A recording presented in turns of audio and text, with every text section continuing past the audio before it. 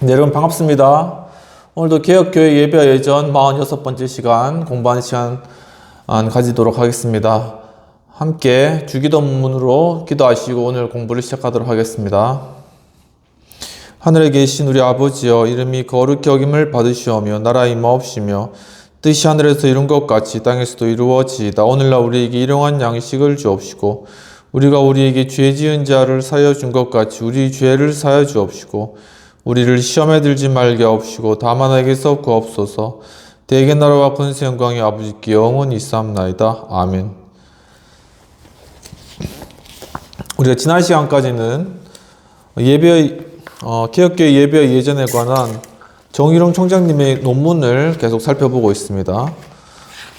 우리가 지난 시간에는 하나님의 창조 사역과 예배, 그리고 그리스도를 통한 구원의 역사와 예배에 관하여서, 그리고 창조 세계의 완성과 예배에 관한 그러한 내용에 대해서 살펴보았습니다.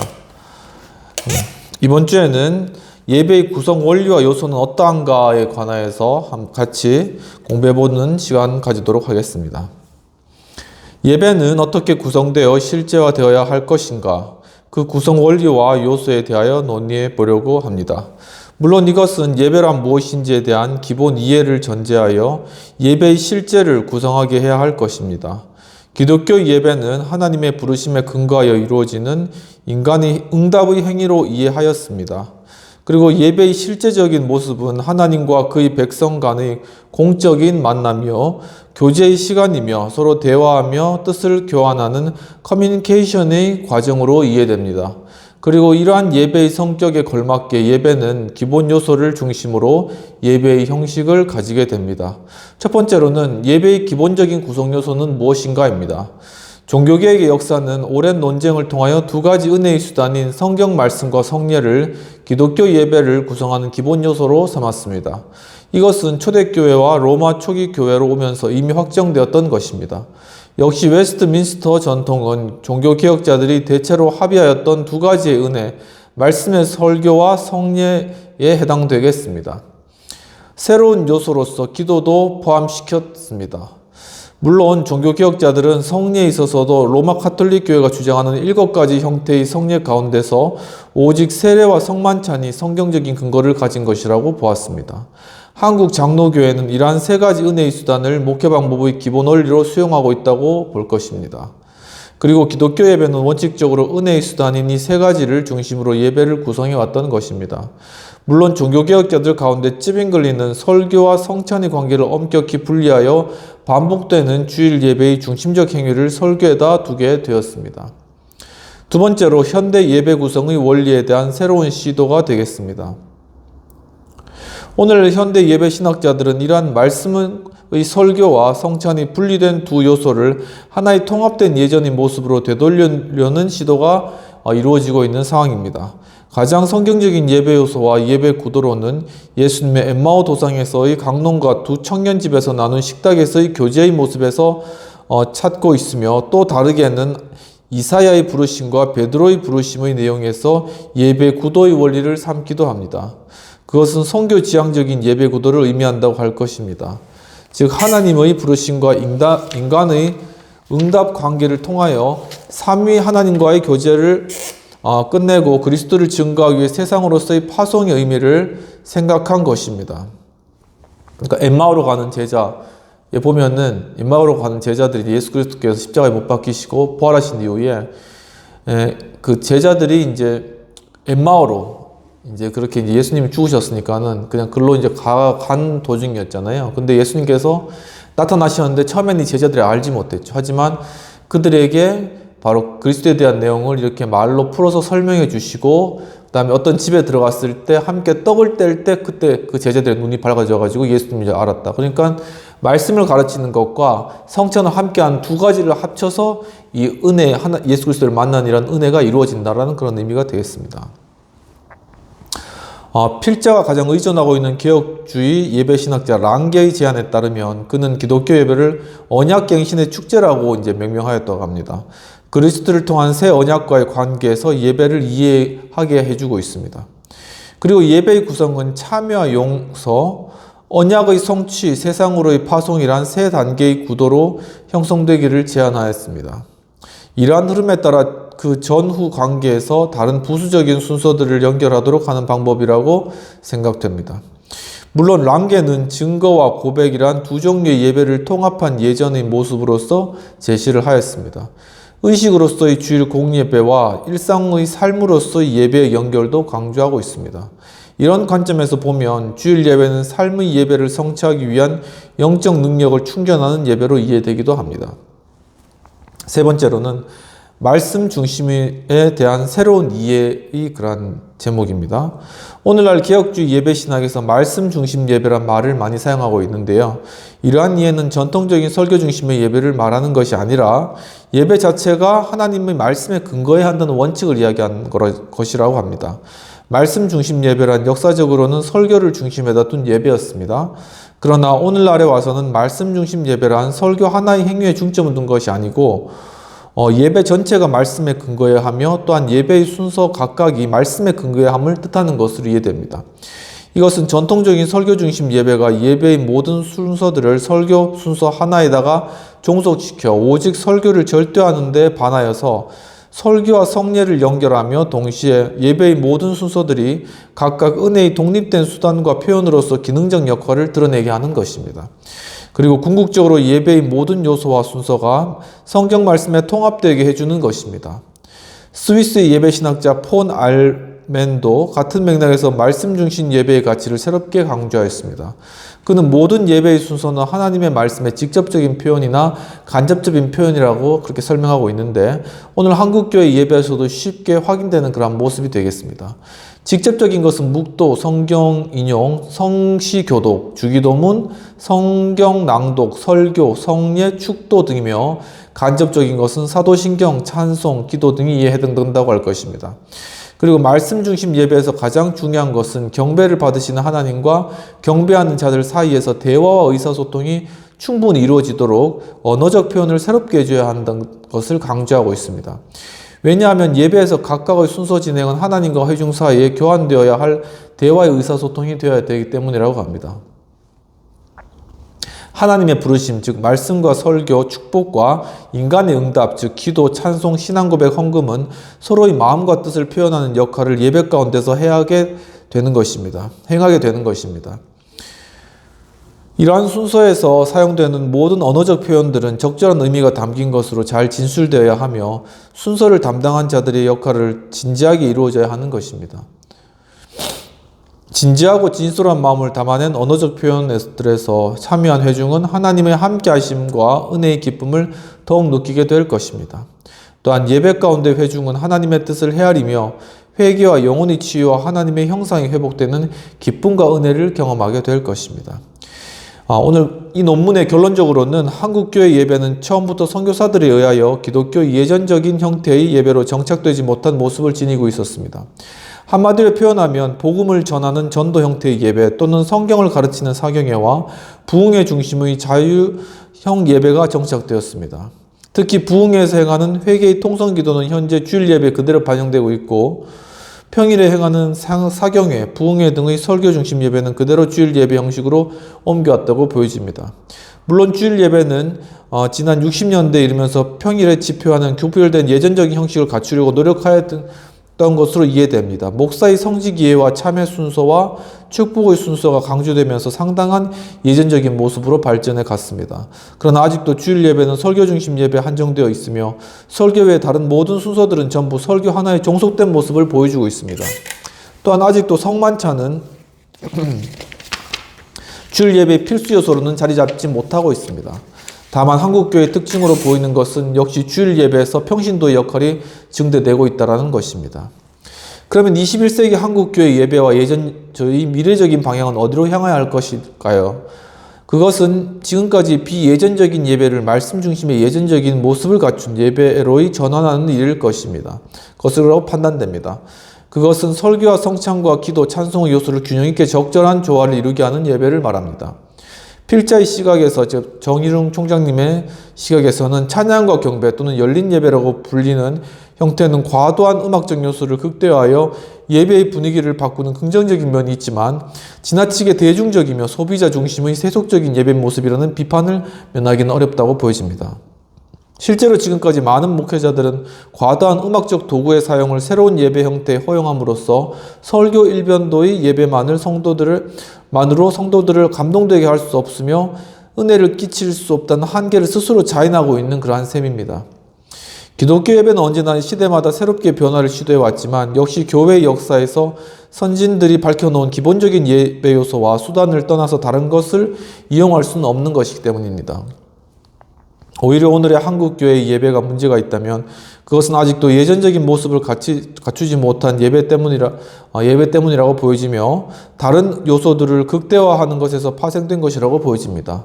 현재 과도한 음악적 도구 적용의 예배 모습은 어떻게든 말씀에 근거한 예배의 모습으로 개선되도록 노력할 필요가 있다고 보여집니다. 여기서 이제 정일홍 총장님께서는 특별히 한국교회가 성찬의 가치를 예전에 심도 있게 반영하지 못하는 것이 문제라고 생각하고 계십니다. 칼빈은 성찬을 가리켜 가시적인 은혜 또는 가시적 말씀이라고 하였고 폰 알멘은 100번의 헌신을 강조하는 설교보다 한 번의 성만찬은 더 큰 효과를 초래한다고 강조를 하기도 하였습니다. 현재 한국 장로교회 예배 모범에도 성찬은 몇 회를 하든지 당회가 은혜 나눔에 합당한 대로 거행할 것이라고 명시해 놓았다고 합니다. 그럼에도 불구하고 연중에 한두 번 시행으로 만족하고 오직 설교와 음악 중심으로만 질주하는 한국 교회 예배는 중세 로마 가톨릭 교회가 설교를 망각하고 성찬 중심만을 고집했던 그 반대의 우를 범하고 있는 것은 아닌지 하는 그런 의문이 됩니다. 만일 한국 교회가 말씀 중심 예배로 돌아간다면 그것이 개혁 신학의 토대에서 확립된 올바른 기독교 예배일 것으로 판단하며 그러한 예배가 실천된다면 한국 교회의 예배는 한 단계 더 성숙된 예배일 것으로 확신합니다. 그리고 두 번째로 한국 교회의 예배 변화에 나타난 문제성과 개선 방향에 관해서 한번 공부해 보도록 하겠습니다. 이 내용도 정일훈 총장님의 논문에 나타난 내용입니다. 지금 한국교회 예배는 이전의 역사적이며 전통적인 예배 경험에서 보면 매우 달라진 모습을 보여주고 있습니다. 아마도 그 변화는 돌이킬 수 없을 정도에 이르고 있는 것으로 여겨집니다. 그러면 왜 한국교회 예배는 이렇게 다른 모습으로 변하게 되었을까요? 이러한 물음의 대답은 간단하게 주어질 수 있는 것은 아닙니다. 그러나 추리해보면 전통적인 예배가 새로운 세대의 사람들에게 별다른 영향을 미치지 못한다는 문제 제기와 함께 새로운 예배 형식의 변화와 도입이 주장되었던 것으로 이해됩니다. 그리고 예배 형식의 변화에 대한 요구는 교회의 역사에서 각 시대마다 있어 왔던 일이며 또한 기독교 예배 역사는 그러한 모습을 잘 보여주고 있다는 점에서 한국 교회 예배 변화는 당연한 것으로 수용될 수 있으며 겪어야 할 불가피성으로 여겨지기도 합니다.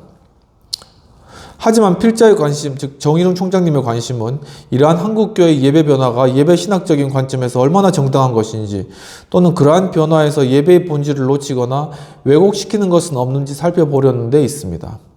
여기서 정일훈 총장님은 이러한 문제를 제기를 위하여 한국교회의 예배 변화에 영향을 미치고 있는 큰 두 가지 요인을 전제하려고 합니다. 첫째는 한국교회 예배가 아직도 종교개혁의 전통에 충실한 예배와 예전으로 정착되지 않았다는 것이며 둘째는 한국교회 예배가 지극히 미국 자유교회의 예배 형태로부터 지나친 영향을 많이 받고 있다는 그러한 점입니다.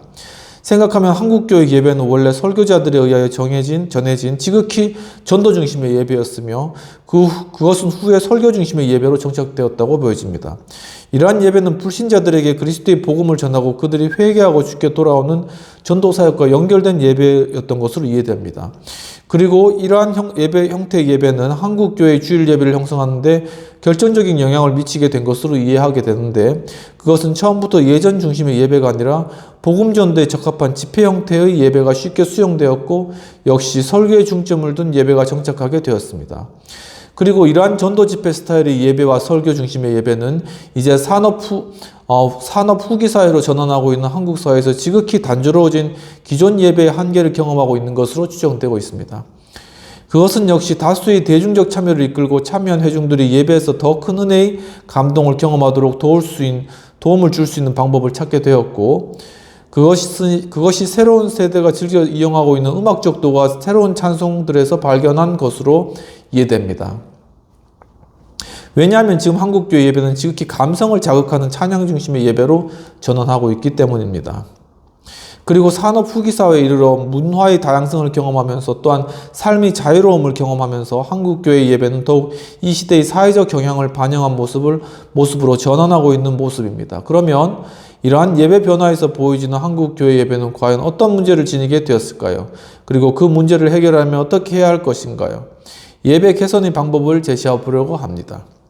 그럼 1번 한국교회 예배에 나타난 문제점을 살펴보도록 하겠습니다. 첫 번째, 예배의 주도권 문제. 한국교회 예배는 예배의 주도권이 하나님보다 사람에게 더 두고 있는 그러한 모습입니다. 왜냐하면 주님을 향한 예배의 표현에서 회중의 노력과 행위가 지나치게 강조되고 있기 때문입니다. 그러나 예배의 주도권은 어디까지나 사람에게 있지 않고 하나님께 있다는 것을 알아야 합니다. 우리말에서 예배는 예를 갖추어 절한다는 뜻으로 이해됩니다. 이것은 하나님을 향한 인간의 태도를 잘 표현하는 말인데, 그러나 구미 교회가 사용하는 예배 개념은 정반대의 모습을 보여줍니다. 즉 영어로 예배는 God's worship service로, 독일어로는 고테스딘스트로 표현됩니다. 그 뜻은 하나님의 경배, 봉사이며 독일어에서도 역시 하나님의 봉사로 이해됩니다. 예배를 왜 신을 섬기는 인간의 일이라고 하지 않고 하나님이 인간을 섬기는 표현으로 하나님의 봉사라고 하는 것으로 했을까요? 그 대답은 예배가 하나님과 인간 양쪽이 각각 서로를 섬기는 행위로 이해될 수 있지만 그 섬김의 주도권이 인간에게 있는 것이 아니라 신학적으로는 하나님께 있음을 강조한 것으로 이해되어야 하기 때문입니다. 그러므로 하나님의 봉사란 표현은 소유격 용법에서 소유주격으로 이해하여 신학적으로 예배는 하나님의 섬김이 우선하는 것을 표현한 것입니다. 그러면 하나님이 인간을 섬겨주신 하나님의 일, 오푸스다이의 구체적인 것은 어떤 것일까요? 그것은 바로 독생자 예수 그리스도를 보내어 주신 일이며 그의 십자가를 통하여 속죄와 구원의 은총을 베푸신 일일 것입니다. 그리고 지금 예배 성령으로 임재하신 주님은 회중으로 하여금 그 일을 기억하게 하며 그리스도를 통한 구원을 확인하게 하며 또한 은혜의 주인이신 하나님께 감사와 영광을 돌리는 일이 가능하도록 역사하게 되는 것입니다. 그러므로 예배는 하나님의 일에 동참하여 하나님의 일을 경험하는 하나님의 활동의 장인 셈입니다. 그렇다면 인간이 하나님을 섬기는 것은 어떤 것입니까? 그것은 지금 하나님의 활동, 일이신 예배에 참여하여 거룩한 하나님과 대면하고 그와 교제하며 대화하는 가운데 그분의 뜻을 헤아리고 하나님 역시 회중의 자신을 향한 마음, 믿음을 헤아리게 되는 것입니다. 구체적으로 하나님은 예배 인도자들을 통하여 설교와 성찬의 모습으로 자신의 뜻, 약속과 사랑을 나타내 보이시며 인간은 그 일에 감사와 찬양과 기도와 예물을 드림으로 하나님께 사랑하는 마음, 믿음을 표하며 그 하나님께 경배하는 것입니다. 그것은 하나님의 부르심, 은혜에 대하여 인간이 반응하는 모습으로 전개되는 것입니다.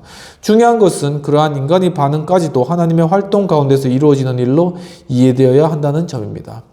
그런데 한국교회는 지금 이러한 하나님의 일이 전제되고 예배에서 표현되며 강조되기보다는 그리고 하나님이 하신 일에 대한 의미와 가치를 깊이 있게 음미하여 나타내는 반응보다는 그 차원을 뛰어넘어 예배자의 감성을 지나치게 자극하고 호소하여 하나님을 섬기고 경배하는 인간적인 노력과 행위가 요구되고 있는 그러한 모습입니다. 그리고 그러한 행위는 하나님을 기쁘시게 하는 일에 영향을 미치는 것으로 이해되어 예배의 주도권이 마치 인간에게 있는 것처럼 해석되고 있는 것은 문제점이라는 것입니다. 이러한 인간적인 행동의 요구와 강조에 대한 성경적 근거로 신령과 진정으로 예배하라는 요한복음 4장 24절의 말씀을 들고 나오는데 여기서 신령은 인간의 영으로 해석되고 예배는 인간이 온 힘과 정성을 들여 하나님을 기쁘시게 해드려야 하는 열광적인 행동이어야 함을 강조하는 것을 보입니다. 그러나 여기서 신령은 인간이 영으로 이해하는 것은 본문의 왜곡이며 옳지 않은 해석입니다. 여기서 신령은 누구를 가리키는 말인가? 그것은 분명히 하나님의 영을 가리키는 말씀으로 보아야 합니다. 최근에 발행된 성경 세번역은 다행히 하나님은 영이시니 예배하는 자는 영과 진리로 예배하라는 말로 바로 잡아 놓았기 때문에 이러한 오해는 교정될 수 있을 것으로 기대됩니다. 그리고 영과 진리로 예배하라는 말은 본문 전체의 맥락을 보면 더욱 분명한 이해를 가질 수 있을 것입니다.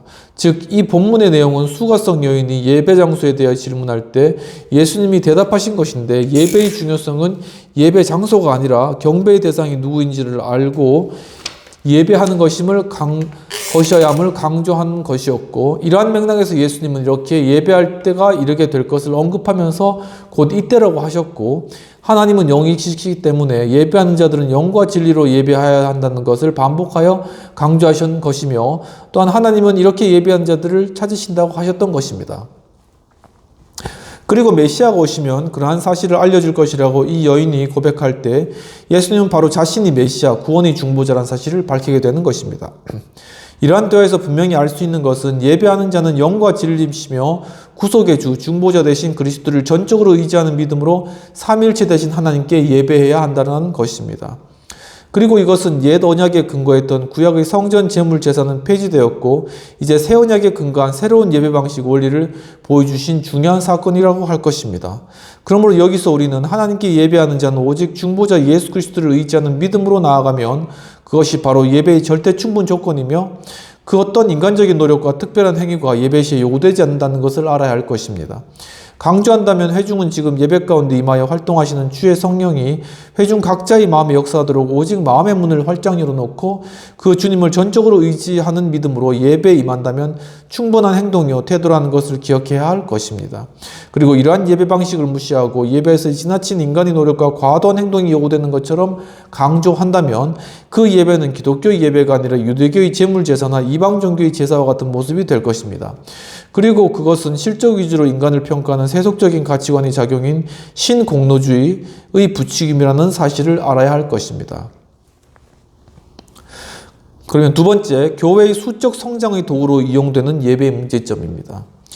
예배는 살아계신 하나님을 찬양하고 그를 높이며 그에게 경배하는 믿는 자들의 일입니다. 그러나 실제로 예배에서 일하시는 분은 인간이 아니라 하나님 자신임을 잊지 말아야 합니다. 그리고 예배 공간에서 인간의 활동은 오직 그의 은혜 아래 반응하는 모습뿐일 것입니다. 그러한 반응은 피조물인 인간이 창조주 하나님의 존재를 인정하고 그 뜻에 순종하는 일일 것입니다. 이러한 모습의 다른 목적으로는 예배는 존재할 수가 없는 일입니다. 그러나 한국 교회는 예배가 교회를 부흥케 하고 수적으로 성장하게 하는 도구로 인식하는 경향에 빠져 있는 모습입니다.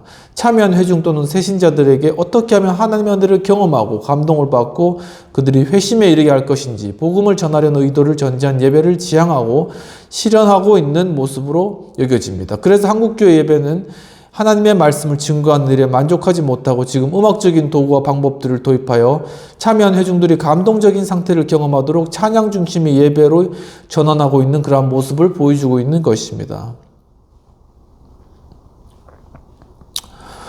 그리고 예배는 사람들이 쉽게 감동되고 교회에 대한 호감을 가지며 새신자들이 교회에 쉽게 접근하고 교회인이 될 수 있는 수단으로 생각하게 되는 경우도 있습니다. 그것은 지금 경배와 찬양의 예배 또는 열린 예배가 보여주는 예배의 특징이기도 합니다. 그리고 소수의 몇몇 교회들, 지방이나 서울은 그러한 형태로의 예배 전환을 통하여 사람을 많이 모으는 일에 가시적인 성과가 나타나는 것으로 보여집니다. 하지만 실제는 그러한 예배를 구사하는 교회와 그렇지 못한 교회 사이에 발생하는 교인들의 수평이동의 결과로 평가되고 있는 것은 결코 간과할 수 없는 문제라고 할 것입니다. 지난 90년대에 이르면서 한국교회 예배갱신의 열풍과 함께 시작된 미국의 자유교회 예배 형식의 도입은 경배와 찬양, 빈야드 예배, 열린 예배, 구도자 예배 등으로 나타나게 되었는데 그렇게 예배 변화를 주도하는 일이 교회의 수적인 성장에 도움을 주는 일임을 강조하고 예배 변화를 시도했음에도 불구하고 한국교회는 지난 10년부터 예배 형식 바꾸기에 혈안이 되어 있지만 2006년 5월 국가통계청이 발표는 한국교회가 수적으로 성장되기는커녕 마이너스 1.6%의 성장이란 마이너스 성장 통계를 제시함으로써 예배 변화가 실제로 아무런 성장의 변화를 초래하지 않았다는 사실을 입증해준 그러한 셈이 되었습니다. 특히 교회 성장의 수단으로 예배 바꾸기를 주장하던 분들은 현재 모두 침묵하고 있는 모습으로 이해될 뿐입니다. 그리고 세 번째로는 설교 하나만의 극대화로 인한 문제점입니다. 설교 요소 하나만을 극대화한 한국교회 예배는 지금 그 한계를 직면하고 있는 그러한 모습입니다. 종교개혁의 역사는 오랜 논쟁을 통하여 두 가지 은혜의 수단인 성경 말씀과 세례와 성찬을 예배 구성의 기본 요소로 삼았었습니다. 이것은 초대교회와 로마교회로 오면서 이미 확정된 것입니다. 그렇지만 중세 로마교회는 하나님의 말씀이 설교되어야 하는 방식을 강구함으로써 종교개혁은 이 방식을 회복시켰던 것입니다. 그리고 종교개혁의 역사는 하나님의 말씀, 복음이 전파라는 대전제에서 그 전파의 두 가지 방식인 설교와 성찬을 예배의 기본 요소로 삼았던 것입니다. 그러나 종교개혁자들이 이 점에 있어서 통일된 입장을 견지하지 못하고 분리시키는 전통을 남겨주었습니다. 이러한 배경에는 역시 루터와 찌빙글리의 예배 이해가 크게 작용한 것으로 알려져 있습니다. 그 때문에 한국교회 다수는 이 두 가지 요소를 균형 있게 사용하는 예전을 아직도 예배에서 실천하지 못하고 있으며 설교 말씀 하나만을 중심한 예배를 항상 반복하는 전통을 따르고 있는 모습입니다. 그런데 현재 설교 하나만의 요소를 극대화하는 한국교회의 예배는 과학기술의 발전으로 새로운 도전에 직면하게 되었는데 그것은 매스미디어의 활용, 녹화나 동영상 또는 인터넷을 통하여 지역 공동체의 예배에 출석할 필요가 없이 가정에서나 개인적인 공간에서의 예배가 가능하게 되었다는 것입니다. 그리고 다른 한편으로는 이러한 한계의 극복으로서 새로운 예배 요소로 이해되는 음악적 요소를 대폭 도입하여 예배 형태를 새롭게 전환시키고 있는 모습입니다. 이러한 예배 변화의 근본 원인은 설교 요소 하나만을 예배의 전부로 극대화했던 결과로 이해되며 설교 요소의 단조로움을 목회자 스스로가 현재 인정하고 있는 모습이라고도 할 수 있으며 쉽게 음악적 요소의 도입과 새로운 찬송들의 도입 그리고 찬송 리더들의 활동으로 대체하고 있는 모습에서 확인되는 일이라고 생각됩니다. 그러면 이러한 한 가지 예배 요소의 단조로운 문제를 극복하기 위해서는 어떻게 해야 할 것일까요? 필자의 생각, 즉 정일홍 총장님의 생각은 예배 참여자들의 마음을 자극하고 쉽게 대중의 마음을 감성적으로 움직이려는 소비자 중심의 예배 형태로의 전환에서 찾을 수 있는 것이 아니라 여전히 하나님이 행하신 일이 무엇인지를 보여주고 그 일을 깊이 있게 음미하여 반응하게 하는 관계를 더욱 살아있는 모습으로 만들기 위해서 종교개혁자들이 새롭게 확인했던 하나님 말씀 전달이 또 다른 방식인 성례, 세크라멘트의 가치를 새롭게 인식하고 예배의 중요한 요소로 설교와 함께 적용시키는 일이라고 생각합니다. 이것은 결코 과학기술의 발전에 의한 매스미디어를 해결할 수 있는 것이 아니면서 가장 회중의 신앙적인 감성을 자극하며 실제적인 주님의 임재를 가시적으로 경험하게 할 수 있는 방법이 바로 성찬의 사용인 것입니다. 루터는 성례의 가치를 인식하면서 세례는 물 가운데 있는 하나님의 말씀이며 주의 만찬은 약속의 말씀 을 펼쳐 보이는 일로 인식하였으며 칼빈 역시 주님의 만찬을 주님이 제정하신 가시적인 말씀의 표지로 이해한 어거스틴의 생각을 그대로 수용하여 설교와 성찬이 함께 있기를 강조하였던 것입니다. 이러한 성례, 특히 성찬의 예전적인 가치에 대해서는 정일 총장님은 뒤에서 다시 한번 강조하게 될 것입니다. 네 번째로는 음악적 도구와 찬송 리더의 활용을 극대화한 찬양 중심의 예배의 문제점에 관해서 살펴보도록 하겠습니다. 한국교회 예배갱신의 가장 중요한 요소는 역시 음악적 도구의 활용과 새로운 찬양의 도입에 있었다는 것을 필자는 앞에서 여러 가지 방식으로 언급하였습니다. 큰 교회들은 주일 예배 오케스트라가 동원되고 가장 경건한 음악을 들려주는 클래식한 악기들이 사용되기도 하였으며 이러한 음악적 도구의 도입과 적용은 한국교회 예배를 더욱 동적이며 감성적이며 미학적인 의미가 풍미하도록 해주고 있음을 부인할 길이 없다고 봅니다. 그러나 그러한 음악적 도구와 예배 찬송의 과도한 이용이 예배의 의미를 더욱 풍성하게 해주는 반면 문제점을 함께 지니고 있음을 지적하지 않을 수 없습니다. 첫째 문제가 되는 것은 찬송 리더들의 역할에서입니다. 그들은 회중 앞에서 온몸을 흔들면서 회중의 찬송을 압도하고 리드합니다. 그리고 회중을 향하여 찬송을 압도하는 중에 엄청난 멘트를 던집니다. 여기서 엄청난 멘트란 이전의 설교자나 부흥사가 전도 집회 중에 회중을 향하여 회개를 촉구하기 위하여 던져지던 언어적 표현들로서 그들의 입에서 서슴없이 흘러나오며 또한 리더 중의 대표는 공중의 기도를 직접 인도하기까지 하는 모습을 보입니다. 그날의 예배 순서에는 이미 대표 기도자가 따로 명기되어 있음에도 불구하고 설교자를 위한 기도와 은혜 받기를 간구하는 기도를 행하며 또한 통성 기도를 요청하는 일을 서슴없이 행합니다. 교회의 담임 목사님은 이러한 찬송 리더들의 행동에 대해 전혀 간섭하지 않는 모습입니다. 오히려 리더들의 멘트에 반응하는 성도들이 태도에 만족하고 반기는 모습을 보이기까지 합니다. 그리고 이러한 찬송 리더들의 멘트는 찬송 중에 성령의 임재를 느끼도록 강조하는 것을 보게 됩니다. 찬송을 부르면 지금 성령께서 각자의 마음에 임재하신다는 주장이 CCM을 전공한 분들에 의해 공공연히 주장되고 있기도 합니다. 그러나 과연 이러한 주장이 정당한지는 역시 신학적인 검토가 요망되는 일입니다. 대체로 지금까지 예배 가운데서 행하는 찬송은 하나님의 은혜에 대한 반응의 순서로서 감사의 표현에 한정되었지 그 차원을 뛰어넘어 성령 임재의 수단으로 인식되지는 않았습니다. 그러나 오늘날 한국교회 평신도와 청년들의 주님을 향한 강한 영성은 감정의 느낌과 표현의 민주, 자유화 시대를 맞이하면서 그러한 찬송 부르기나 하나님을 향한 신앙의 마음을 표현하는 도구로서의 의미를 넘어 하나님의 임재를 직접 경험, 체험하려는 수단으로 확대된 느낌입니다. 물론 젊은 세대들은 이전의 기성 성도들이 즐겨 부르던 예배 찬송에 만족하지 않고 새로운 찬송으로 주님을 찬양하고 경배하려는 예배의 속성을 지니고 있으면 결코 평가절하될 수 있는 것은 아닐 것입니다. 그러나 현재 지나치게 감정적으로 표현하고 있는 찬양 중심의 예배는 예배를 지나치게 감정 의존적인 예배로 이끌어가는 모습이며 더욱이 하나님의 임재 경험의 수단으로 이해하려는 관점은 아무래도 예배의 근본 원리에 맞지 않는 태도이며 가능한 지양하는 것이 더 올바른 예배의 태도라고 생각합니다. 왜냐하면 찬송과 악기들은 예배를 돕는 도구와 수단들이지 예배의 주체가 아니라는 점에서입니다. 그리고 현재 예배에 적용된 과도한 악기 사용과 찬양 중심의 예배는 기독교 예배를 엔터테인하는 쇼 프로그램으로 오해하게 해주기 때문입니다. 그리고 그러한 예배가 일시적으로 회중들의 마음을 감동되게 하여 사로잡는 일에 어느 정도 도움이 될지는 모르나 그것은 지나치게 하나님 중심의 예배가 아닌 소비자 중심의 예배라는 문제점을 안게 된다는 것입니다. 네, 오늘은 여기까지 공부하도록 하고요. 다음 시간부터 5번 영상 매체 활용의 그러한 문제점, 그리고 성찬을 망각하고 있는 한국 교회 예배의 문제점과 그렇다면 바람직한 예배와 예전의 개선 방식에 관하여서 또한 계속적으로 우리 정희룡 총장님의 논문을 통하여 살펴보도록 하겠습니다. 함께 기도하고 마치도록 하겠습니다. 하나님 아버지, 참 오늘 또한 예배의 그런 바른 의미에 대해서 살펴보면서 정말 지금 한국 교회 여러 가지 예배 가운데 회복되어야 될 많은 영역들을 보이시네 감사합니다. 주여, 참으로 저희가 찬양과 또한 경배를 통하여 하나님을 예배하고 주님을 찬양하는 일들이 정말 기쁘고 감사하지만 정말 하나님을 참되게 만나고 주님을 경험하는 그러한 수단으로서의 올바른 그러한 정말 예배, 정말 하나님이 중심이 되고 주님께서 인도하시는 그러한 예배로 진정하게 드려졌는지에 대해서 주님 다시 한번 반추하게 됩니다. 주님, 참으로 영과 진리로 예배하라는 주님의 그런 말씀의 올바른 뜻을 주님 저희들이 깨달아 알고 이제는 주님 앞에 온전하게 예배하며 주님께 감사하며 정말 진실된 그러한 예배를 드리게 하고 또한 이 개혁교회 예배 예전 공부를 통하여서 정말 이 시대에 정말 온전한 그런 예배의 모습이 무엇인지를 찾아가는 그러한 귀하고 복된 공부의 시간 될 수 있도록 도와주시옵소서. 감사하고 이 모든 말씀 우리 주 예수님 이름으로 감사하며 기도합나이다. 아멘.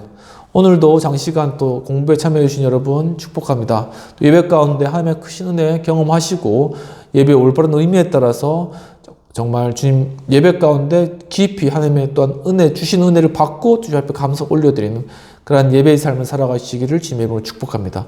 감사합니다.